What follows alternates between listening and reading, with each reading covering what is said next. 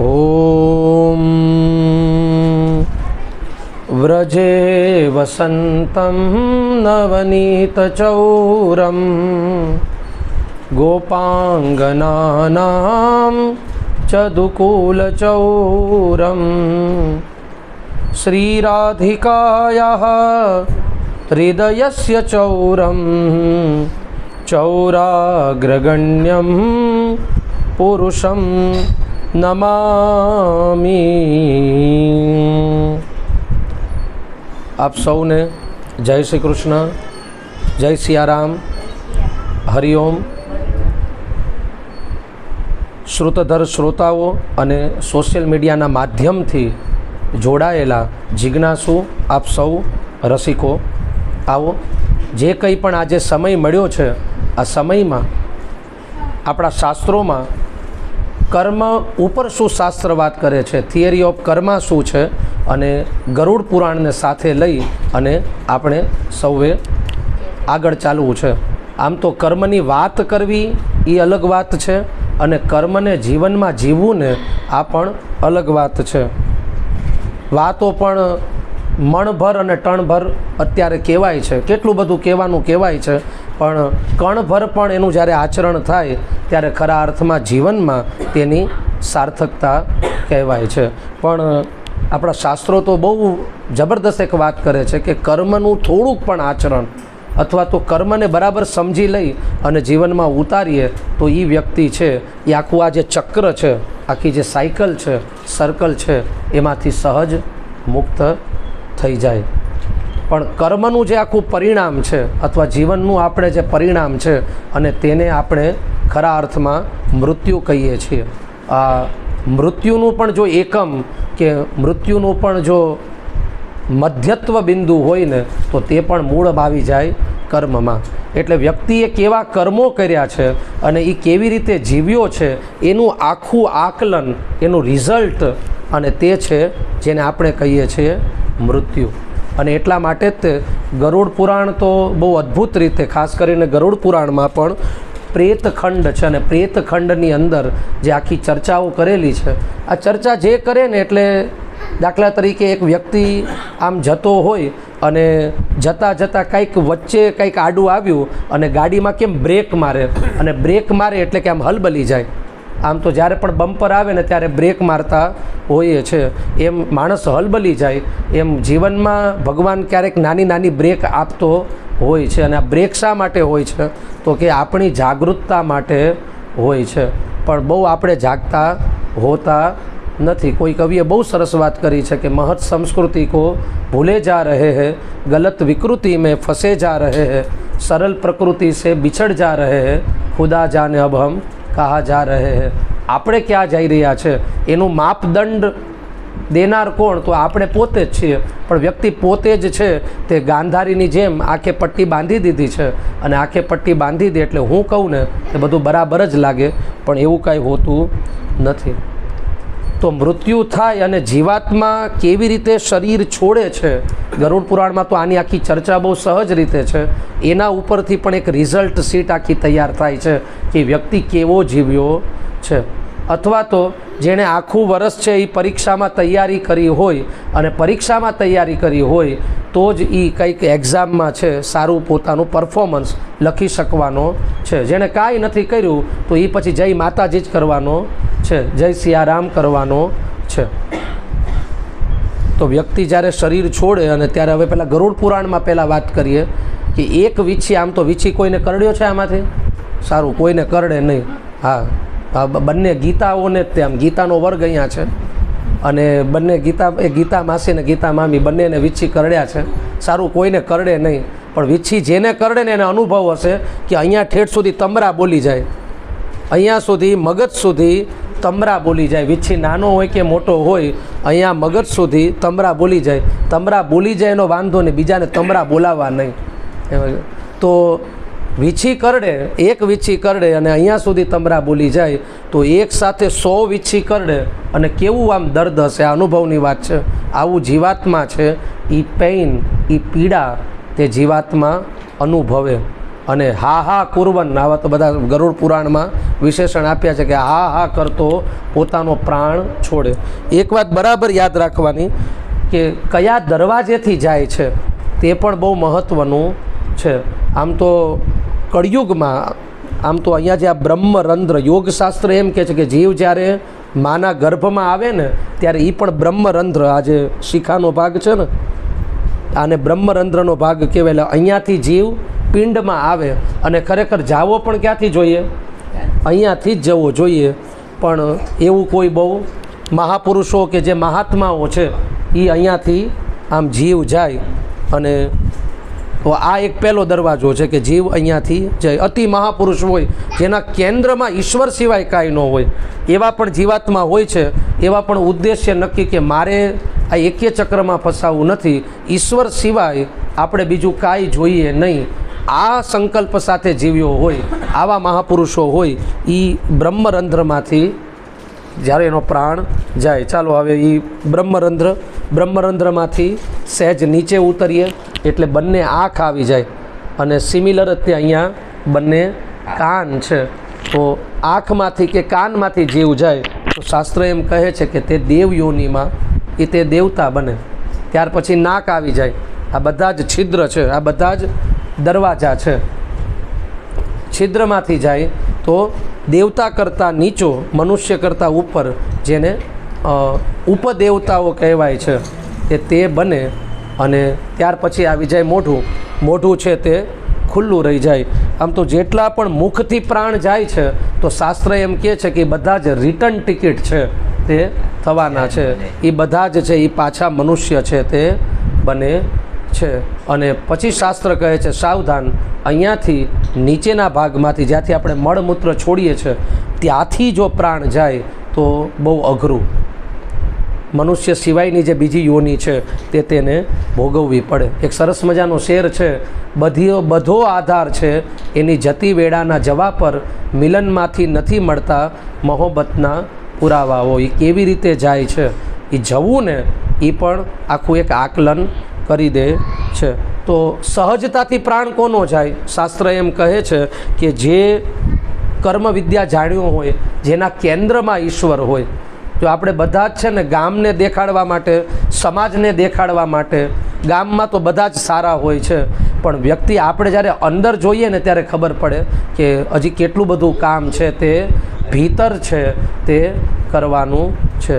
તો ઈશ્વર જ કેન્દ્રમાં હોય અને ઈશ્વર કેન્દ્ર સાથે જે વ્યક્તિ જીવતો હોય એવા બહુ ઓછા હોય છે. તો તેનું કંઈક આખું જીવન પણ ઓર હોય છે અને મૃત્યુ પણ ઓર હોય છે. આમ તો વચ્ચે વચ્ચે ચેક કરી લેવું. શું ચેક કરી લેવું? તો એક યોગશાસ્ત્રમાં એક એવું પણ છે કે આપણે બે કાન છે ને, કાનમાં બે આંગળી નાખી દેવી અને અંદરથી સમુદ્રના ઘૂઘવાટા જેવો અવાજ આવશે. જો નાખો તો બધા આંગળીઓ આવી રીતે,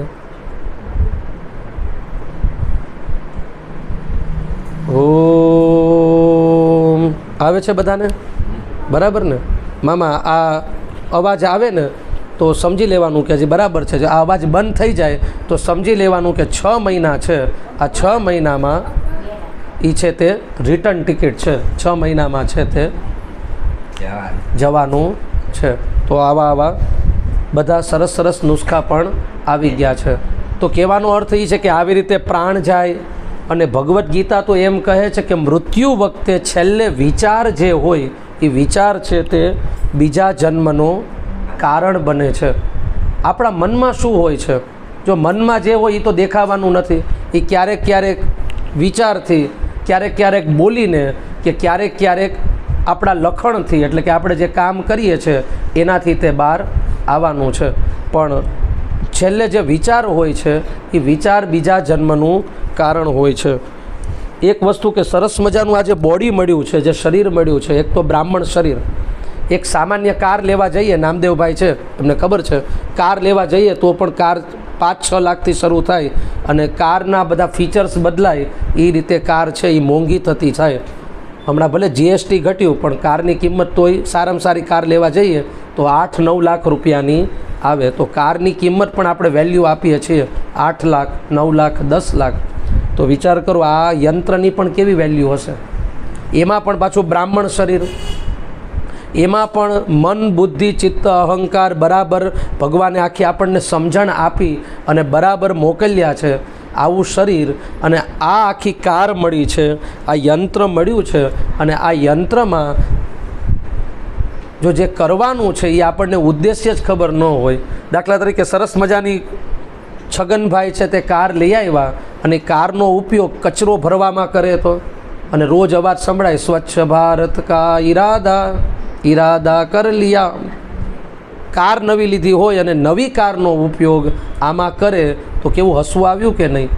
તો એવી રીતે જ આ જે કાર મળી છે, આ કારનો ઉપયોગ આપણે શેમાં કરીએ છીએ? તો આમ તો શાસ્ત્ર તો એમ કહે છે અને આપણે અનુભવીએ પણ છીએ કે આ કારનો ઉપયોગ 1 થી 25 વર્ષ તો માંડ ભણવામાં, માંડ ભણીને નોકરી મળે તો છોકરીની ચિંતા, અને છોકરી મળે તો આમ ને આમ ગામના ઉંબાડિયા મૂકવામાં 60 વર્ષ 70 વર્ષ અને 75 વર્ષમાં જીવાભાઈ છે, આ જીવાભાઈની આમ તો જીવાભાઈ છે એનો ફટાકડો છે તે ફૂટી જાય છે. એટલે જીવનમાં કાંઈ ઈશ્વરને તો બરાબર યાદ કર્યા જ ન હોય. જો એક વાત બહુ મહત્ત્વની છે, જેમ સાયન્સ પણ કહે છે, એક એનર્જી છે ને એક મેટર છે. થોડુંક અઘરું પડશે. આઇન્સ્ટાઈને 1905માં રિલેટિવિટીનું જે થિયરી આપી, એટલે સાપેક્ષવાદનો સિદ્ધાંત અને સાયન્સની આખી ગતિ બદલાઈ ગઈ. એમ આપણા શાસ્ત્રમાં પણ થિયરી ઓફ કર્મ છે. આપણે કર્મ કરીએ છીએ, કર્મનું કારણ શું છે? હું જે કોઈ પણ કર્મ કરું છું એ કોના માટે કરું છું? ઈશ્વર માટે કરું છું, ગામ માટે કરું છું, કે મારા સ્વાર્થ માટે કરું છું? આ બધું જ આકલન છે એ યુનિવર્સ એટલે કે બ્રહ્માંડ એ લેતું હોય છે. હવે ભગવદ્ ગીતામાં એક સિદ્ધાંત, એટલે જેવી રીતે આઇન્સ્ટાઈને જેવી રીતે એક થિયરી આપી રિલેટિવિટીની, E=mc², એમ ભગવદ્ ગીતા છે ને આખી થિયરી જ છે. એમાં એક થિયરી ભગવાનની, આપણે થોડી આવી થિયરી જોવાની છે, એટલે કે સૂત્ર, એવા સિદ્ધાંતો જોવાના છે. મૃત્યુ વખતે છેલ્લો વિચાર હોય ને, જો એક થિયરી કહું છું, મૃત્યુ વખતે છેલ્લો વિચાર હોય છે તે બીજા જન્મનું કારણ બને છે. હવે આપણે બધા એમ કહી દઈએ કે ભાઈ મૃત્યુ વખતે રામ રામ લઈ લઈએ, હરિ હરિ કરી લઈએ, તો શું આમ બીજા જન્મમાં રામ કે હરિ મળી જાય અથવા ઉદ્ધાર થઈ જાય? તો કે શાસ્ત્ર કહે છે કે ના. જીવાભાઈએ આખું જીવન જે કર્યું હશે ને, મૃત્યુ વખતે તેવી જ ઘટના બનવાની, કે તેવા જ વિચાર આવવાના. અત્યારે પણ માણસ છે ને કંઈક ને કંઈક, આપણે બધા હરેસમાં પંખીડા જ ઉડાડતા હોય મોબાઈલમાં. 10 મિનિટે બેઠા હોય ને તો 5 મિનિટ મોબાઈલ જોઈને આમ પંખીડા શરૂ થઈ જાય. પોતાના પ્રિયજનને ન અડે એનાથી વધારે છે મોબાઈલને અડે એનોય વાંધો નથી, સ્પર્શે એનોય વાંધો નથી, પણ એક્સેસ ફોર્મમાં, એટલે કે અતિરેક ન થવું જોઈએ. એક ભાઈ છગનભાઈ આ જીવન શેર બજારનું જ તે કેન્ડલ છે એ બધી જોઈ, શેર બજાર જેવો કરતા હોય ને એમાં બધી કેન્ડલ્સ આવે, નિફ્ટીમાં ને એમાં જ રહ્યો. હવે છેલ્લે અંતિમ સમય આવ્યો અને ડૉક્ટર છે તે થર્મોમીટર લઈને આવ્યા અને કાજલબેન સરસ રીતે માપ્યું અને બીજાને કહેતા હતા કે 103 છે, તો ઓલા ભાઈ હુતા કે 105 થાય ને એટલે વેચી દેજો. એટલે હજી ઓલો તાવનું તાપમાન કહેતા હતા, ઉષ્ણ તાપમાન કહેતા હતા, અને ઓલા ભાઈનું મન ક્યાં હતું? શેર બજારમાં, કે 105 થાય એટલે વેચી નાખજો. તો હવે આ બીજા જન્મમાં શું બને એ વિચારવાનું. એટલે રામકૃષ્ણ ભલે આપણે કહીએ, પણ એ અંદરથી સહજ લાગવું ને, આ બહુ મોટી વાત છે. અને આના માટે બહુ મોટો અભ્યાસ માગી લે, આના માટે થોડીક નહીં પણ બહુ મોટી પ્રેક્ટિસ માગી લે. અને ત્યારે કબીર સાહેબ કે જે સંત પરંપરામાં એ કહી શકે કે મરના નહીં હે, માલિક સે મિલના હે. મરવું છે એ પરણ છે. તો આની જે પ્રેક્ટિસ કે તૈયારી છે, તો એમાં તો કોઈ લાગેલા જ નથી, બધા એમ ચાલે છે. હા, આમ ઘણીક વાર મૃત્યુ થાય ને ત્યારે આમ થોડીક આપણે છાતી પીટીએ, આપણે રડીએ, આ બધું થાય, અને પણ પાછા 10 દિવસ 12 દિવસ મહિનો થાય એટલે હતા એવાના કોરો ધાકોડ કાગડા. આમ તો સ્મશાનનું પણ દ્રશ્ય આમ વૈરાગ્ય આવી જાય, આમ ચિતા બળતી હોય, અને ત્યારે સ્વાભાવિક છે આપણું સ્વજન ગયું હોય એટલે આપણે આમ કહેવાય કે ઘણા સંસ્મરણો એની સાથે જીવ્યા છે એટલે તે સ્મૃતિમાં યાદ આવે.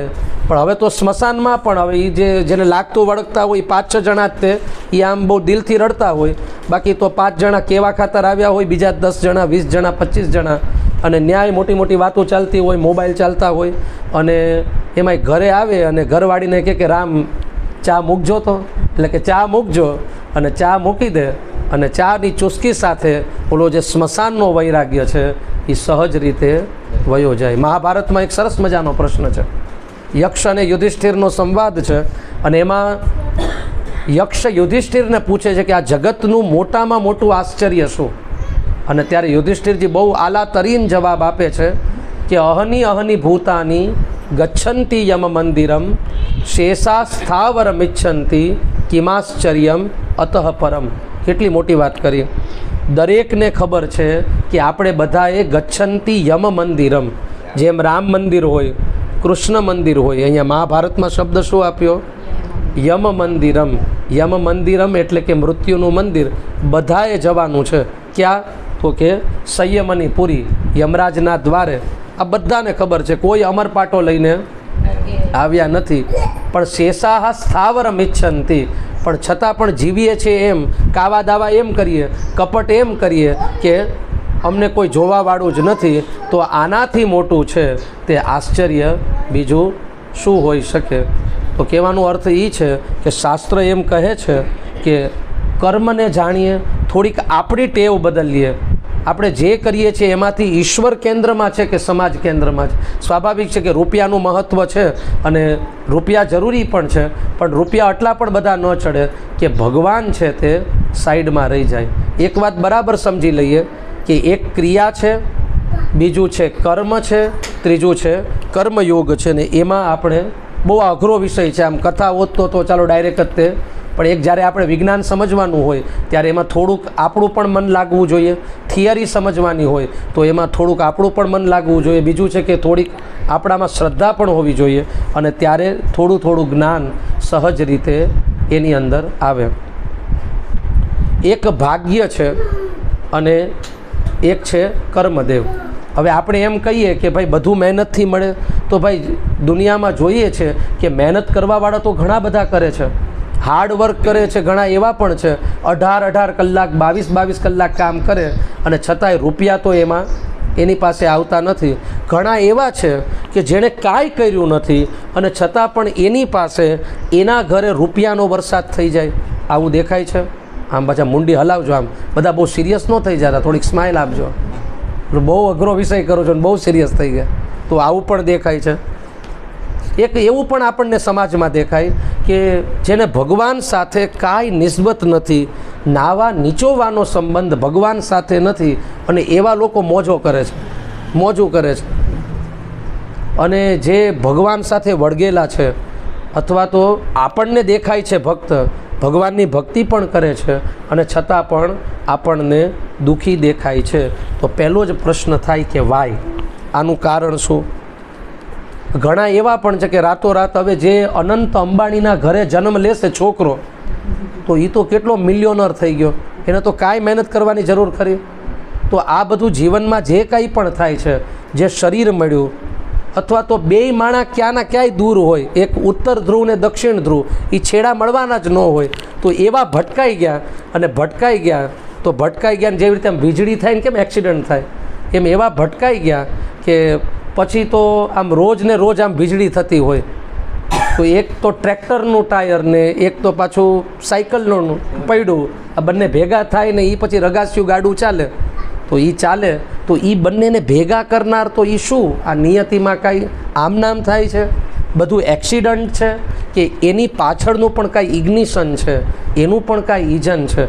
આપણને જે સગાવાલા મળ્યા, જે માતા પિતા મળ્યા, જે આપણા જીવનમાં આવે છે, રિપલ્સન ઓફ ધી કર્મ, આના માટે એક સરસ મજાનો વર્ડ છે, એટલે કે કર્મોનું ઋણાનુબંધ. તો આ કર્મોનું ઋણાનુબંધ શું? આ કામ કેવી રીતે કરે? ઘણીવાર રાતોરાત આમ લોટરી લાગી જાય અને રૂપિયાનો વરસાદ થઈ જાય, ને ઘણીવાર હોય એમાંથી બધું લઈ લે. તો આ બધું શું? તો આ શું છે સત્તા? એની આપણા બધાની પાછળ કે આ આખા બ્રહ્માંડની પાછળ એવી કઈ ઉર્જા, એવી કઈ સત્તા કામ કરે છે, એવું કયું વિજ્ઞાન કામ કરે છે? અને આ બધું જ વિજ્ઞાન છે. આપણા વૈદિક સનાતન ધર્મમાં, હિન્દુ ધર્મમાં આ બધા જ જવાબ છે. બાકી બીજા સંપ્રદાય કે એની પાસે તો બીજા જવાબ પણ નથી. ત્યાં સુધી કે દેહાત્મા શરીર છોડે ને, તો પહેલાં આપણે મૃત્યુની વાત કરી લઈએ. તો પહેલાં આપણે જોયું કે ભાઈ કયા રસ્તેથી તે જાય છે. હવે ગરુડ પુરાણ તો એમ કહે છે કે જીવાત્માને ત્યાં પહોંચતા છે ને 1 વર્ષ લાગે, 1 વર્ષ લાગે. એટલે આપણે ભલે ભગવદ્ ગીતા કહે છે કે જીવાત્મા જેવી રીતે વસ્ત્ર છોડી અને બીજા વસ્ત્રો છે તે પહેરે એવી રીતે તે શરીર મળી જાય, પણ આ આખી પ્રોસેસમાં છે તે 1 વર્ષ જેવો સમય લાગે. આ કોઈ એવા મહાત્મા હોય કે અતિ પુણ્યાય હોય તો આમાં ઘટાડો પણ થઈ શકે. તો ગરુડ પુરાણ પહેલાં એમ કહે છે, આપણે કોઈ ઓફિસમાં જઈએ, હરેશ મામા છે તો પેલા ઓફિસમાં ગયા, ત્યાં થંબ મારી અને પછી એમ કીધું કે ભાઈ મારે 3 કલાક કે ભાઈ 4 કલાક થશે, હું કામ પતાવીને આવું. તો એવી રીતે શેઠ સારો હોય તો છૂટ આપે. તો એવી રીતે જીવાત્મા પણ પહેલાં સંયમની પુરીમાં જાય, ત્યાં હાજરી આપી આવે, અને હાજરી આપી અને પાછો છે તે 12 દિવસ સુધી એ વાતાવરણની ઓર્બિટમાં છે તે એના ભાવાવરણમાં છે તે રહેતો હોય. આપણે કોઈ 5 વર્ષ પણ કોઈ ઘરમાં રહ્યા હોય, 5 વર્ષ પણ નહીં 1 વર્ષ પણ ઘરમાં રહ્યા હોય અને અચાનક મકાન માલિક છે એ ઘરમાંથી બધાને કાઢે તો પહેલાં તો બાંધવાના છે, એમ કોઈ નીકળે પણ નહીં. પણ મકાન માલિક ભાડુઆતને એ ઘરમાંથી કાઢે એટલે એ સહન ન થાય. કોઈ ઘરમાંથી કાઢે અથવા આપણી પ્રિય વસ્તુ હોય કોઈ છીનવી જાય તો પહેલાં તો સહન જ થાય નહીં. એમ 70 80 વર્ષ સુધી જીવાભાઈ છે એ આ શરીરમાં રહેતા હોય છે, અને એને આમ અચાનક કોઈ સત્તા આવી અને એને ખેંચીને લઈ જાય. એટલા માટે સંસ્કૃતમાં શબ્દ શું આવ્યો? પ્રેત. જો પ્રેત એટલે ભૂત પ્રેતના અર્થમાં નથી. પ્રકર્ષેણ ઇતઃ ગતઃ ઇતિ પ્રેત. પરાણે એક અદૃષ્ટ સત્તા દ્વારા જેને લઈ જવામાં આવ્યો છે, અને એટલે એનું નામ શું પડ્યું? પ્રેત. તો હવે એ સ્વાભાવિક છે, 70 વર્ષ 80 વર્ષ સુધી જીવ જે રહ્યો છે અને એ સ્વીકારી ન શકે એટલે 12 દિવસ સુધી એ આ વાતાવરણમાં હોય છે. અને જેટલી આસક્તિ ઓછી હોય એટલો એ આમાંથી વધારે બહાર નીકળે. એકાદી આસક્તિ, જો આસક્તિ બહુ ભયંકર ચીજ છે અને એ ઋણાનુબંધથી લાગે, બહુ ઓછા આમ ઈશ્વરની કૃપા ન હોય ત્યાં સુધી તો આસક્તિ છે તે છૂટે નહીં, આમ ચોંટી જાય. તો 12 દિવસ સુધી એ આ ઓર્બિટમાં હોય, સત્કર્મો જોતા હોય છે, અને 12 દિવસ પછી આપણે પિંડને એ બધું અર્પણ કરીએ અને ત્યાર પછી આખી એની જે જર્ની છે તેની યાત્રા છે તે આખી શરૂ થતી હોય છે. આમ તો ગરુડ પુરાણનું જે આ પ્રેત ખંડ છે ને એ તો બધાએ વાંચવું જોઈએ. એની અંદર તો ગણતરી સાથે આપેલું છે કે રોજના આટલા માઇલ જીવ ચાલે અને યમરાજ છે એ લાકડી વાળી જ કરે જીવાત્માને. હવે પહેલી વાત થઈ કે ભાઈ શરીર તો પડી ગયું તો ન્યાવળી લાકડી વાળી કેમ થાય? તો આપણું જે પંચમહાભૂત દેહ છે, હવે આમાંથી જલ તત્વ અને પૃથ્વી તત્વ નીકળી જાય એટલે કયા તત્વ વધ્યા? વાયુ, અગ્નિ અને આકાશ. આ 3 તત્વનું કોમ્બિનેશનવાળું તે દેહ હોય છે. એટલે એકદમ સૂક્ષ્મ હોય છે, અંગૂઠા જેટલો. આમ આપણે હાથ રાખીને આમ અંગૂઠો અથવા હવા વહી જાય અંગૂઠા જેટલો આ દેહ. અને એના પણ 2 પ્રકાર આપ્યા છે. એક છે યાતના દેહ અને એક છે ભોગ દેહ. પાપ કર્મ ભોગવવા માટે જે શરીર આપે તેને કહેવાય યાતના દેહ, અને સ્વાભાવિક છે કે પુણ્ય કર્મ ભોગવવાના છે તો એના માટે જે શરીર મળે તેનું નામ છે ભોગ દેહ. તો કર્મો જેના પાપ વધારે હોય તો એ પણ આખું સ્કેન થઈ જાય, અને એ યાતના દેહ છે તો એ યાતના દેહથી યમરાજા આખા જે યમના દૂતો છે એમને લઈ જાય. અને સહજ રીતે જેના પુણ્ય વધારે હોય તો બહુ સ્પીડથી ત્યાં પહોંચી જાય. તો આખી આ બધી મીમાંસાઓ છે. તો આ બધી મીમાંસાઓ, પણ આ મીમાંસાની અંદર પણ છેલ્લે શું આવી જાય? કર્મ. આપણે શું કર્મ કરીએ છીએ, આપણા કેવા કર્મો છે, આપણા કેવા વિચારો છે, આપણા ભાવ કેવા છે. અને કર્મની અંદર પણ એક બહુ જબરદસ્ત વાત છે કે આપણે જે ભાવથી રહીએ ને એવા આપણે થઈ જઈએ. જો એક સરસ મજાની વાત છે, the main is nothing but bundle of thoughts. માણસ છે ને બીજું કંઈ નથી, વિચારોનું પૂતળું છે. અંદર આપણું મન ડિસ્ટર્બ હશે ને તો સામેથી આપણે જેની સાથે વર્તન કરશું ને ડિસ્ટર્બ જ હશે. મને અંદરથી કાંઈ રોગ થયો છે, મારી અંદર મજા નથી, એટલે હવે આ મજા ન હોય એટલે એનું તે આપણે પરિવર્તન છે ને આપણે આઉટર વર્લ્ડમાં કરતા હોઈએ છીએ. દાખલા તરીકે મને હું અંદરથી ડિસ્ટર્બ છું કે મારું કાંઈ નુકસાન થઈ ગયું કે કંઈ પણ થયું, એટલે મારી સાથે જે માણસ આવશે ને એટલે હું એને ગુસ્સો કરીશ, હાલે આમ કેમ થઈ ગયું. પણ એ ગુસ્સોનું રૂપ પણ ક્યાં છે? આપણી અંદર જ છે. એટલે કંઈક હું અંદરથી ડિસ્ટર્બ હોઉં એટલે બહાર હું જેની સાથે પણ ઇન્ટરેક્શનમાં આવીશ એટલે હું છે તે ગુસ્સો જ કરવાનો છું. તો આપણે કેવા ભાવથી રહીએ છીએ, આપણા વિચારો કેવા છે એવા આપણા કર્મો છે તે બનતા હોય છે. તો કહેવાનો અર્થ એ છે કે ભાવ, વિચાર અને કર્મ ઉપર કામ થાય, ઈશ્વરની કૃપા થાય, હું જીવું છું તો મારા કેન્દ્રમાં કોણ છે, આ બધી વસ્તુ ઉપર આપણે વિચારીએ તો કંઈક ને કંઈક કર્મો છે એ બરાબર થાય છે. બાકી તો એક મત એવો પણ છે હરેશમામાં કે આપણા કાઠિયાવાડમાં એવું કહેવાય કે 12 ગાવે બોલી બદલે અને તરુવર બદલે શાખા, બુઢાપામાં કેસ બદલે. હવે તો જુવાનીમાં અમારે ધોળા થઈ ગયા, એટલે બુઢાપામાં કેસ બદલે પણ લખણ ન જાય લાખા. લાખાભાઈના લખણ એમ કાંઈ જાય નહીં. જે સ્વભાવ લઈને, જે લખણ લઈને, આપણે બધા જે લખણ લઈને આવ્યા છે, લખણ સુધારવાના છે, પણ લખણ સુધારવાની જગ્યાએ તકલીફ ન્યા પડે છે કે અપલખણ છે એ વધારે એડ થઈ જાય છે અને લખણો તો કાંઈ સુધરતા નથી. અને એ જ કર્મો છે અને એ પાછું બધું યુનિવર્સમાં, આખી પ્રકૃતિમાં છે તે સ્કેન થતું જાય છે. તો હવે એક પ્રસંગ કરી અને પછી આગળ હજી આપણે આ બધું ખોલશું, આની મીમાંસા કરશું. આ બધું કેમ થાય છે? એટલા માટે કે હજી જે જાગૃતતા આવી જોઈએ, આપણે જાગવું. જો હવે ઉઠવું અને જાગવું આ બંને શબ્દમાં ભેદ રેખા છે. ગુજરાતી ભાષા એ અદ્ભુત.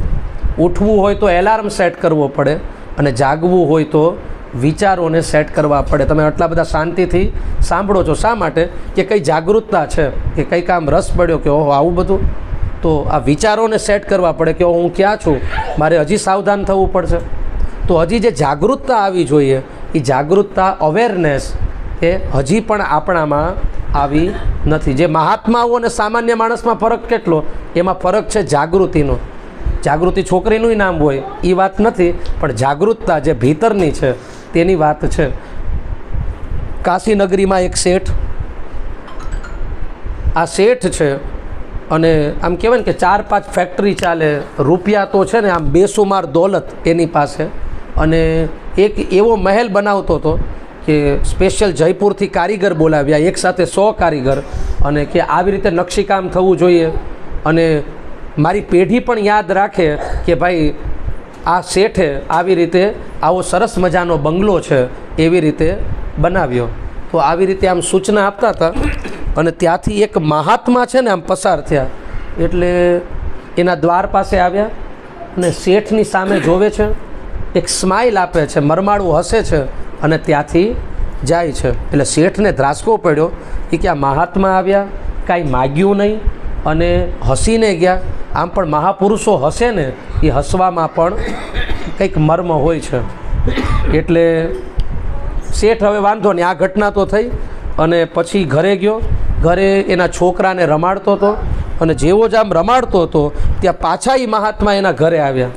ઘરે આવે છે, શેઠ સામું જોવે છે, છોકરા સામું જોવે છે, સ્માઇલ આપે છે, હસે છે અને ત્યાંથી ચાલ્યા જાય છે. હવે આ શેઠને ભયંકર ધ્રાસકો પડ્યો કે આ 2 વાર આવ્યા મહાત્મા, નક્કી આમાં કાંઈ મર્મ હોવું જોઈએ. એટલે મહાત્માની પાછળ જાય છે અને લાકડી પડે ને એમ પગમાં પડી જાય છે અને કહે છે તમે હસ્યા ને એ હસવાનું કારણ શું? મહાપુરુષો કે એવા ઓલિયા જે વ્યક્તિત્વો હોય છે અથવા તો જે બુદ્ધ પુરુષો હોય છે એની સામે આખું આ જગત છે ને સ્કેન થઈ જાય, એવું સ્કેન થઈ જાય, દેખાઈ જાય કે આપણે જેની પાછળ દોડતા હોય ને એ વસ્તુ તો એને ઉલટી જેવી, આમ વિષ્ઠા જેવી લાગે. આપણા ભાવનગરમાં જ તે મસ્તરામ બાપુ આમ ચિત્રા, હજી પણ એ એક જગ્યાએ બેઠા રહેતા તો એ ત્યાંથી ઊભા નથી થયા. જે તે સમયે ભાવનગરમાં દુકાળ આવ્યો હતો, ટૂંકમાં વરસાદ એટલો બધો પડ્યો હતો, પાણી ભરાણા હતા, એટલે ઘણા લોકો આમ જોતા હતા કે આ બાવો છે ઊભો થાય છે કે નથી થતો, પણ ન્યા જ બેઠા રહેતા હતા.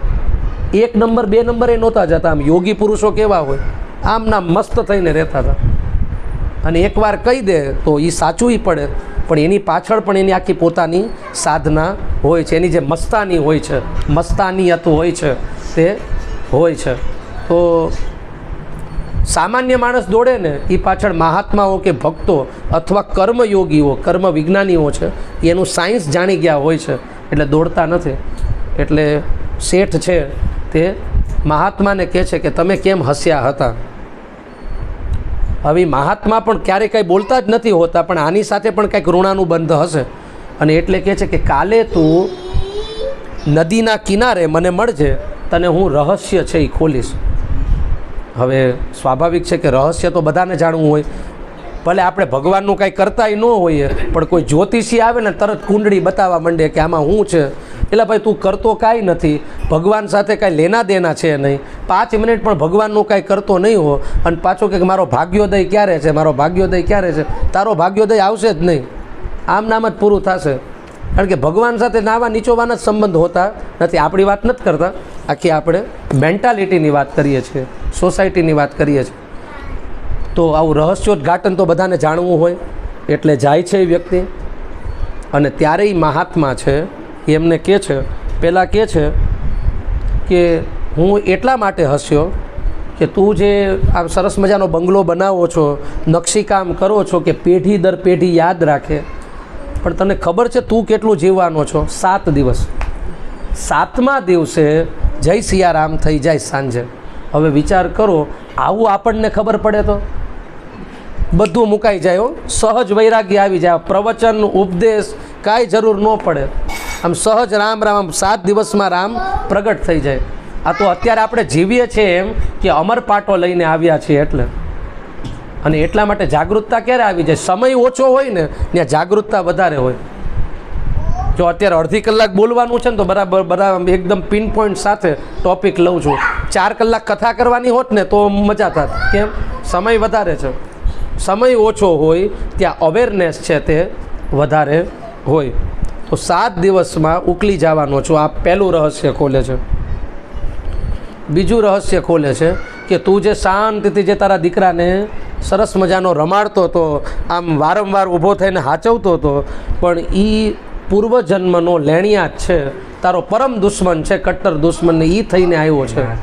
અને 7 દિવસ પછી આ જેટલું તે તું કે ને કે 7 પેઢી છે એ ખાય તોય ધાન ખૂટશે નહીં, પણ 1 વર્ષમાં બધું ઉડાડી નાખશે, બધું ઉલાડી નાખશે, તારું નામો નિશાન નહીં રહે.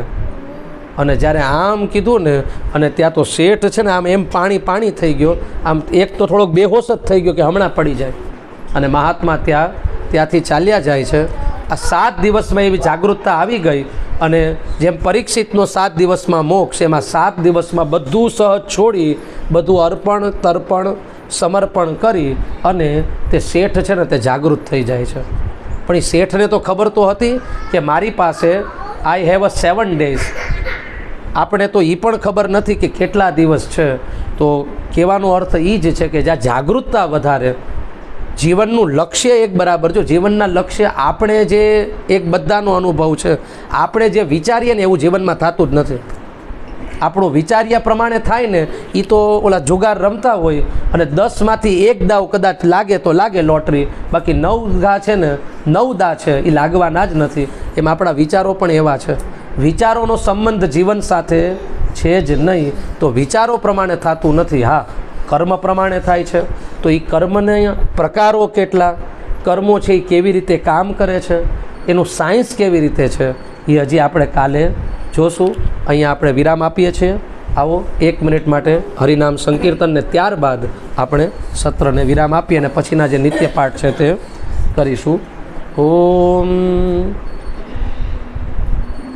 કૃષ્ણ ગોવિંદ ગોવિંદ ગોપાલા, કૃષ્ણ ગોવિંદ ગોવિંદ ગોપાલા, હરિ ગોવિંદ ગોવિંદ ગોપાલા, હરિ ગોવિંદ ગોવિંદ ગોપાલા, કૃષ્ણ ગોવિંદ ગોવિંદ ગોપાલા, કૃષ્ણ ગોવિંદ ગોવિંદ ગોપાલા, ભજો મુરલી મનોહર નંદલાલા ભજો મુરલી મનોહર નંદલાલા ભજો મુરલી મનોહર નંદલાલા ભજો મુરલી મનોહર નંદલાલા કૃષ્ણ ગોવિંદ ગોવિંદ ગોપાલા કૃષ્ણ ગોવિંદ ગોવિંદ ગોપાલ કૃષ્ણ કનૈયા લાલ કી